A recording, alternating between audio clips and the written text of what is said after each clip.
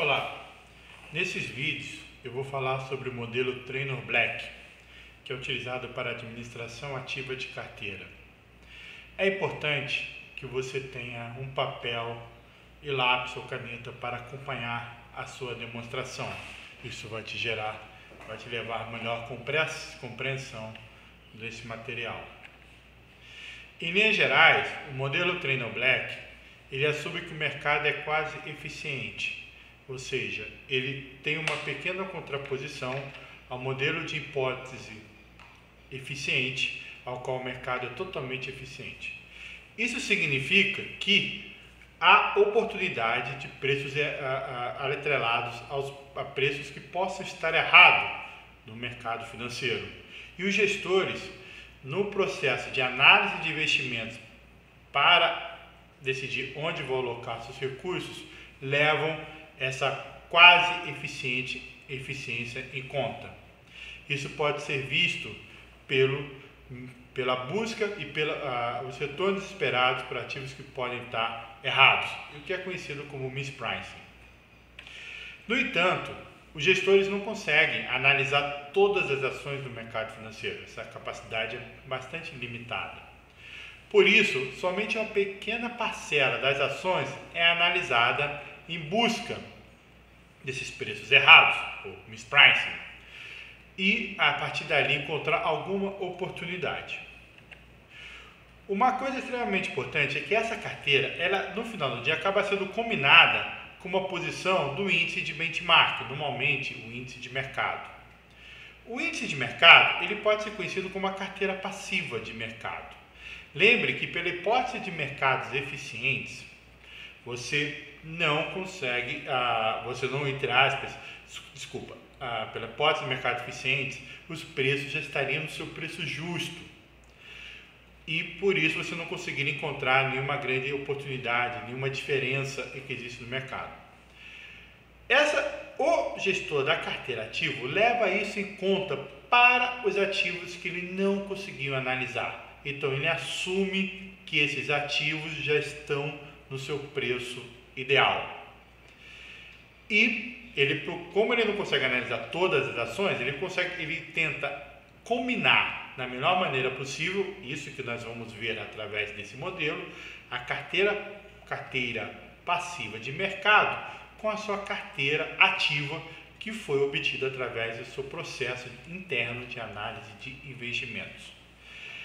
Essa combinação pode ser vista, por onde eu estou passando o meu cursor, pelos pesos WA, WM, e que dada a soma dos pesos da carteira ativa pela carteira de mercado será igual a 1. Será o peso total dessa carteira, de acordo com o modelo de Traynor Black. A principal diferença, ponto de partida, onde começa o uso da carteira ativa, é do retorno da ação da carteira ativa. Nós aprendemos lá no CAPM que o retorno de uma carteira nada mais é do que o retorno real daquela ação K e sua relação, o beta dava sua relação com o mercado e tinha um determinado erro. Na carteira ativa nós temos um novo parâmetro a ser estimado, que é o retorno anormal. Esse parâmetro ele vem naturalmente da misprecificação, ou seja, se um processo de análise de investimentos identificou que uma determinada ação está com preço acima do esperado, acima do que seria ideal, esse alfa seria negativo. E se ele estiver abaixo do ideal, esse alfa é positivo. Obviamente que isso aqui em termos de retornos percentuais, então isso aqui não é a diferença em valor absoluto. Por exemplo, se uma ação estiver com retorno, com preço justo, segundo a análise de investimentos do gestor, de 110 e o preço atual estiver em 100, o alfa deverá ser 10%.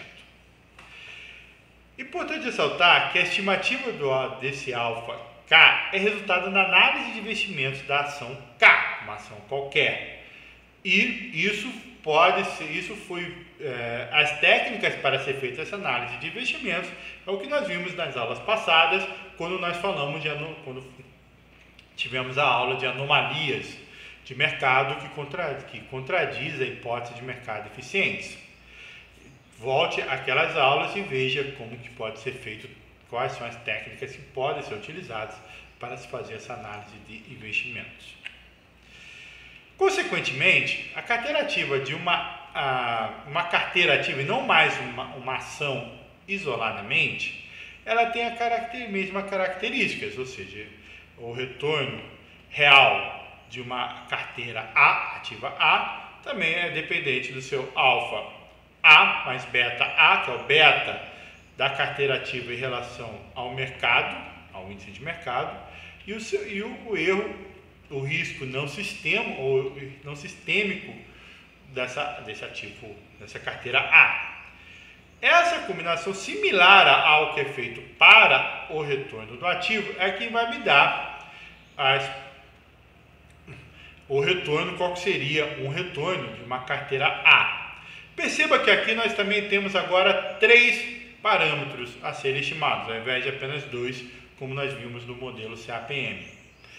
Nós temos agora o alfa A, o alfa que será estimado para a carteira A, o beta da carteira A e o risco não sistêmico da carteira A. Antes nós tínhamos apenas a necessidade de estimarmos o betas e o risco não sistêmico da nossa carteira. Com isso, também voltando lá ao que nós vimos em risco e retorno do ativo, nós chegamos à linha de alocação de capital da combinação entre a carteira ativa e a carteira passiva, que pode ser visto com essa nova inclinação que onde está passando o meu cursor nesse momento.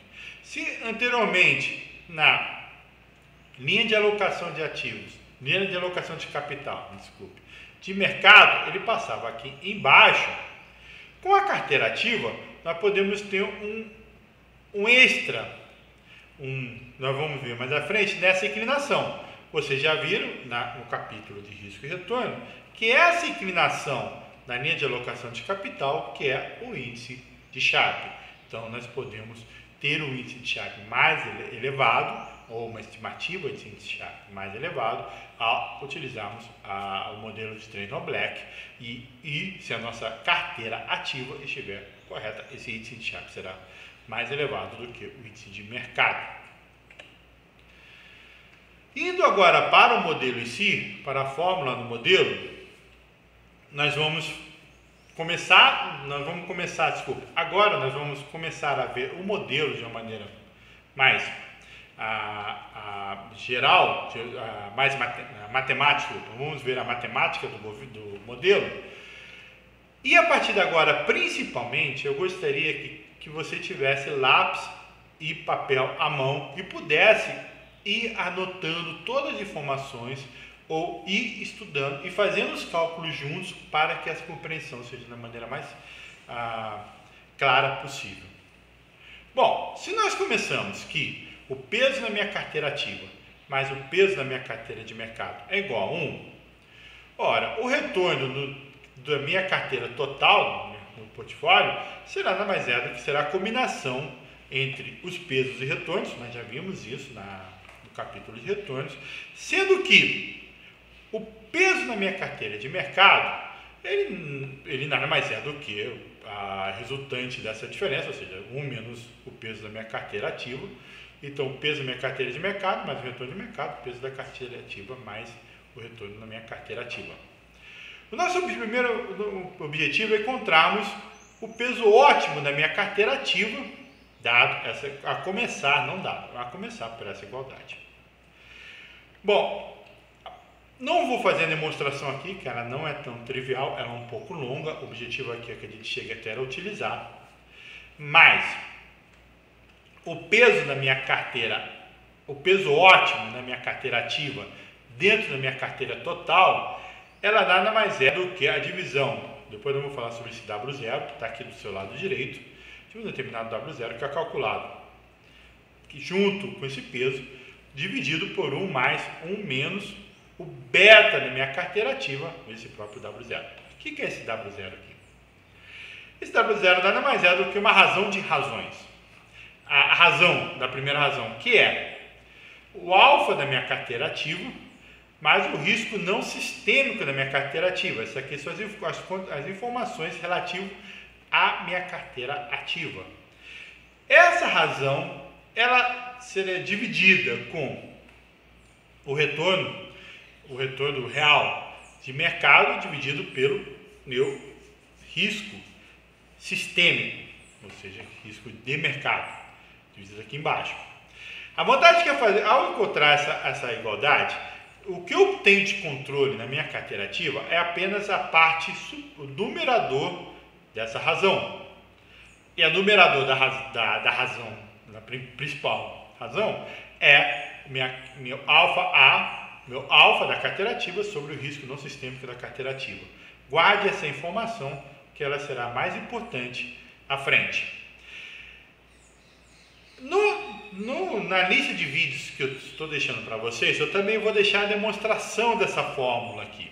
Isso aqui é uma fórmula, mas ela tem a sua demonstração, ela não é complexa, ela é só um pouco trabalhosa, e eu não queria gastar muito tempo aqui com essa demonstração, porque no final do dia o que nós usamos é a fórmula, e não tanto a demonstração que chegue até a fórmula. Mas eu acho importante que vocês saibam, quem tiver interesse em aprofundar da fórmula, eu acho importante, é muito bem-vindo, não é utilizado no dia a dia, então como apêndice eu vou deixar um vídeo que fale sobre essa fórmula. Pois bem, nós temos a carteira ativa e essa carteira ativa tem diversas ações. Então, dentro da carteira ativa, também temos que encontrar qual que é o peso ótimo de cada ação na carteira ativa. A carteira de mercado não há pesos ótimos a serem encontrados, porque ela já é uma carteira de mercado, ela já é uma coisa exógena ao modelo. Eu pego agora na realidade. Diferentemente da carteira ativa, que eu tenho que estimar todas as informações dentro daquela carteira ativa. Perceba que aqui está faltando asterisco aqui em cima, aqui também está faltando asterisco, identificar que é ótimo, por favor, releve isso. Aqui tem um asterisco, deveria ter aqui na apresentação, mas ele tem na realidade. Voltando à carteira ativa, perceba que ela nada mais é do que uma normalização a se encontrar com o que seria o peso ideal. Por que essa normalização ela é possível? Porque tanto o alfa cai quanto o risco no sistema sistêmico de cada ação são específicos da ação. Eles não se combinam com outros parâmetros dessa ação. Não se combina com beta e nem com o risco sistêmico da ação. É apenas o risco. Lembre de risco retorno que o risco não sistêmico de uma ação é o risco específico daquela ação. E pela própria modelo de regressão da teoria da carteira, não modelo de regressão, mas pela própria análise de investimentos de uma determinada ação, o seu alfa K também é específico daquela ação. Como são parâmetros específicos, nós apenas precisamos normalizar essas contribuições de tal maneira que em cada razão relacionada, em cada razão alfa dividido pelo risco no sistêmico de cada ação, nós apenas normalizamos ele igual a 1 e assim encontramos de maneira muito simples qual é o peso ótimo de cada ação na carteira ativa. Ou seja, então quanto maior for a expectativa de retorno que vem na sua análise de investimentos daquela ação, e quanto menor for o risco não sistêmico, o risco específico daquela ação, maior será o peso dessa ação na sua carteira ativa. E, igualmente, pensando de maneira análoga, nós também podemos, não vou demonstrar essa fórmula aqui, que ela também é bastante extensa, mas a fórmula do índice de Sharpe, daquela inclinação que nós vimos, nova inclinação que nós vimos lá na relação risco-retorno em gráficos 2, 3 slides anteriores, nós temos que o índice de Sharpe, ou índice de Sharpe quadrado, índice de Sharpe sim, nada mais é do que raiz de dois componentes. Agora nós temos o componente que é o índice de Sharpe do mercado, que está representado aqui, ele elevado ao quadrado, raiz dele elevado ao quadrado, mais esse componente aqui de baixo, que é o componente da minha carteira ativa. Por isso eu digo que é sempre importante você ter isso aqui em mente. Esse componente que está aqui embaixo, ele vai contribuir, obviamente, como eu estou tentando maximizá-lo, esse componente, espero que ele seja positivo, então haverá, desculpa, eu estou falando tudo errado. Esse componente, como ele é elevado ao quadrado, então a sua contribuição será positiva, e ao ser positivo, ele pode me levar, ele vai me levar a uma estimativa de índice de Sharpe superior ao índice de Sharpe de mercado. Então, o modelo de Traynor Black me leva a uma estimativa de índice de Sharpe maior do que seria aquele do modelo de hipótese de mercados eficientes, que apenas utiliza o índice de Sharpe do meu benchmark, o índice de Sharpe do mercado.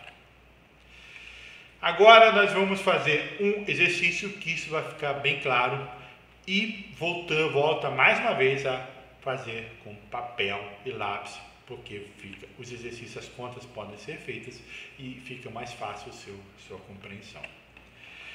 Vamos imaginar então que nós temos uma gestão de fundos de investimentos e temos uma carteira ativa, uma carteira temos três ações, ação 1, ação 2, ação 3, foi analisada pelo meu setor de análise de investimentos desse fundo de investimento, ou por alguma empresa de análise de investimentos que entregou esses parâmetros para o fundo, e nela foram obtidos os 3 parâmetros, que agora são estimados, para obter a carteira ativa, o meu alvo de cada ação, o alfa K, o beta da minha ação K e meu risco não sistêmico dessa ação K. E obtivemos 3 valores correspondentes a cada uma dessa ação. Perceba que uma das ações teve o valor de menos 5%, ou seja, espera-se que ela caia ao invés de subir, e isso também vai ser incorporado nesse meu exercício. Esse exercício, esqueci de falar no começo, ele foi retirado do livro do Bode, Kenny e Marcos, do capítulo 23 desse livro, onde entra a teoria de administração ativa de carteira. Bom, e algumas outras informações para compor esse exercício, temos que o retorno real de mercado estima em 8%, o risco de mercado em si em 20%, de tal modo que o retorno real de mercado dividido pelo risco de mercado vai me dar o índice de Sharpe de mercado de 0,4%. Primeiro passo: obter os pesos ótimos de cada ação K na carteira ativa. Vamos começar desde o começo da ação K e depois chegamos até o final. Bom, vocês lembram que daquela razão, alfa K, risco, alfa K, risco não sistêmico ao quadrado, apenas fazendo essa igualdade, nós temos, para começar, qual que seria essa informação de cada um deles, e a partir daqui nós também chegamos, a partir dessa equação, apenas normalizamos, chegamos ao peso de cada um, ou seja, fazer apenas para a primeira ação, depois das outras é apenas repetição do mesmo processo. Alfa K, 7%. Risco não sistêmico, 45%, colocamos 45%, como aqui não é ao quadrado, é elevado ao quadrado, apenas elevamos ao quadrado. Ao fazer essa divisão, chegamos a 0,3457. Fazemos a mesma conta, só que agora, para cada uma das ações, menos 5%, usando 32%, 3% e 26%. Chegamos aos valores para a ação 2 e para a ação 3 de cada um desses valores. Para normalizarmos, vamos dividir cada um dos valores dos alfa, risco não sistêmico correspondentes de cada ação, pela soma entre eles, está aqui 0,3457 dividido por 0,3012, e chegamos ao peso de cada ação na carteira ativa, de 1,14, 1,62, ou 114%, menos 162% e 147%. Perceba uma coisa que é muito importante no modelo. Lá eu apenas restringi que a somatória entre o modelo ativo e o modelo, entre a carteira ativa e a carteira passiva, carteira de mercado, era 100%. Eu não restringi que a minha carteira ativa, os pesos têm que estar entre 0 e 1%, e nem limitado a 100%. Eles são livres aqui dentro. Depois nós vamos ver que isso aqui é ajustado e que vai ficar mais próximo entre 0 e 1%, entre menos 1 e 1. Mas, isso nesse exercício. Mas ele não obrigatoriamente deve seguir essa lógica. Apenas que a soma da carteira ativa e da carteira passiva seja igual a 100%. E não que uma ação qualquer tenha que ter peso menor que 100%, ou, é claro, ou maior do que menos 100%.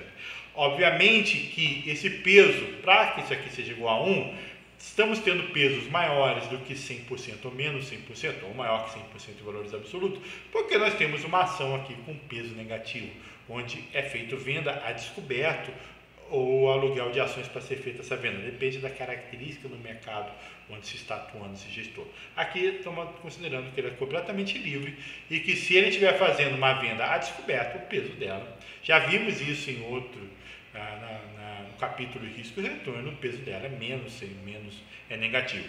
Então seria 114%, 162% negativo para a ação 2 e 147% aproximadamente para a ação 3.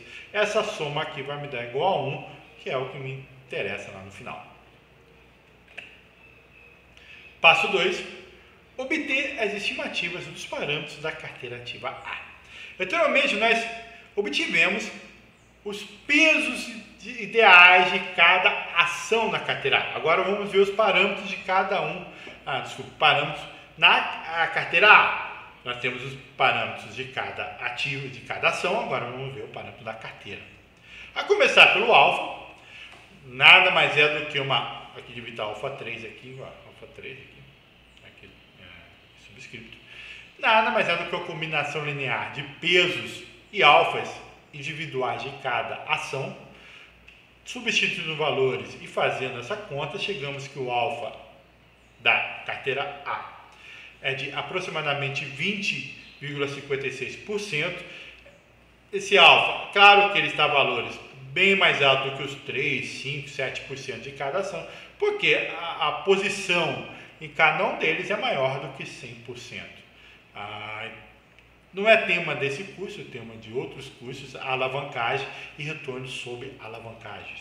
Mas mesmo não sendo tema, pode-se visualizar aqui facilmente de que se o retorno, se o peso for maior que 100%, o seu alfa também, o seu retorno esperado na sua análise, o peso colocado lá também vai levar a valores muito mais altos, retornos maiores do que seria o mínimo e o máximo dos valores de alfa, que seria o menor alfa 3%, de menos 5% e de 7%.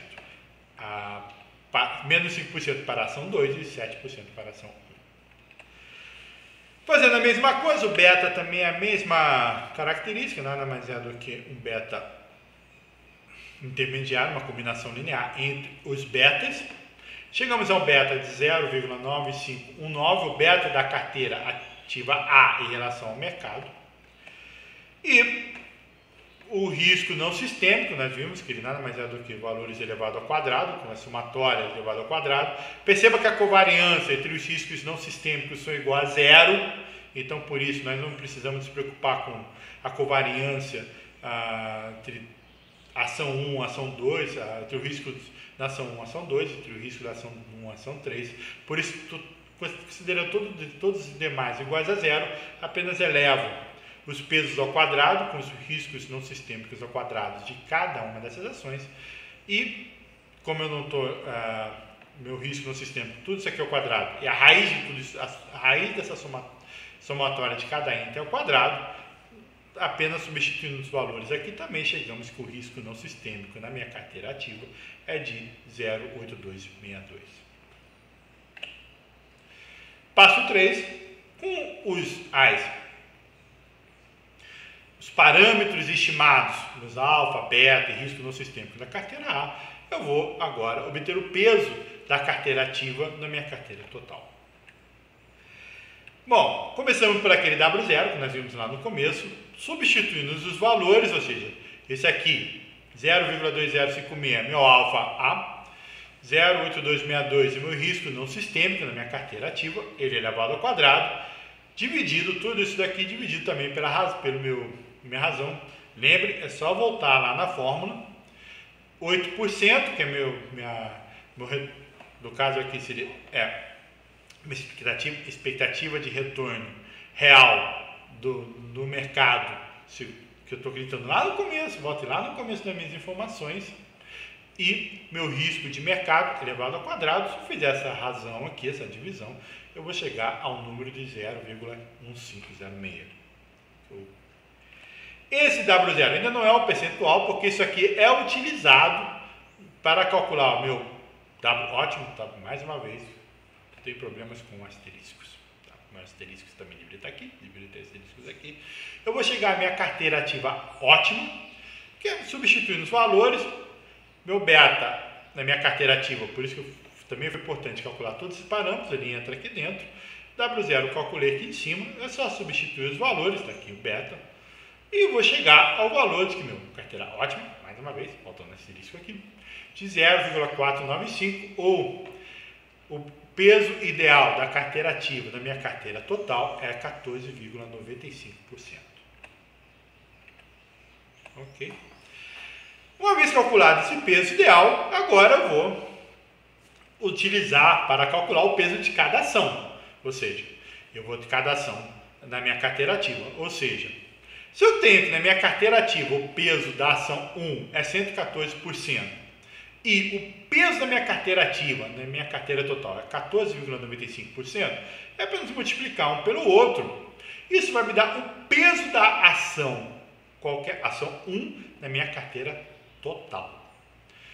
Ao fazer essa conta, lembra lá no 1,14, do 114,17%, lá no cálculo da minha ação 1 na minha carteira ativa, vezes 14,95%, que é o peso da minha carteira ativa na minha carteira total, logo, fazendo essa multiplicação, eu vou ter a carteira, peso ideal da minha ação 1 na minha carteira total, que é de 17,16%.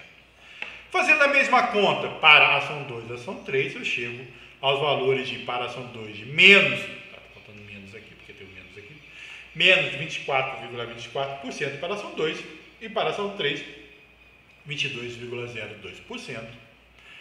Esses valores aqui, se vocês fizerem essa soma aqui, vai dar 14,95%. E na minha carteira passiva, no meu índice, eu vou investir 85%. Aproximadamente 85% do meu capital no índice e 15% do meu capital na minha carteira ativa. E essa carteira ativa vai estar distribuída dessa maneira que está aqui acima. Obviamente que por aqui está negativo, então esses dois aqui vão estar maiores. Não é 17, atenção, esse valor aqui é, apesar de ser 14,95% da minha carteira ativa, mais 17,16% da minha carteira total vai estar na ação 1. Esse vai estar acima da minha carteira ativa porque ele é compensado pela venda a descoberto na minha ação 2, que é de menos 24,24%. Agora eu posso calcular, dois possíveis superiores erros aqui, calcular o meu índice de Sharpe ótimo na minha carteira com a carteira ativa, na minha carteira combinada, apenas substitui o valor, lembra lá na primeira informação do exercício, de 0,4 era o meu índice de Sharpe de mercado, aqui está a contribuição no meu índice de Sharpe total. Essa contribuição, como falei aqui até agora, ela é conhecida como appraisal ratio. Depois nós vamos ver em análise de performance de carteira de investimentos, appraisal ratio. Mas essa contribuição é a que poderá fazer meu índice de Sharpe subir. E apenas substituir, aqui está esse valor aqui é meu alfa, me lembra lá no começo, meu alfa na carteira ativa, aqui dividido pelo meu risco não sistêmico, tudo isso aqui elevado ao quadrado. A soma disso aqui, a raiz dele, elevada a meio. Então, apenas substituindo os valores, eu vou chegar a 0,47. Lembre que o meu índice de Sharpe de mercado, segundo a hipótese de mercado eficiente, seria de 0,4 e eu chego ao valor de índice de Sharpe superior, de tal maneira que, se meu índice de Sharpe de mercado é 0,4, eu consigo a uma estimativa de índice de Sharpe superior ao índice de Sharpe de mercado de 0,47. Bom, pessoal, era isso que eu tinha para mostrar no modelo Trainor Black. É um modelo utilizado para administração ativa de carteira e que te permite chegar a um índice de Sharpe maior do que o índice de Sharpe de mercado. Obrigado, espero que tenham gostado e vai ter exercícios do FOMS do Google, e o próximo vídeo que eu pretendo fazer será sobre avaliação de ativo de carteira de mercado.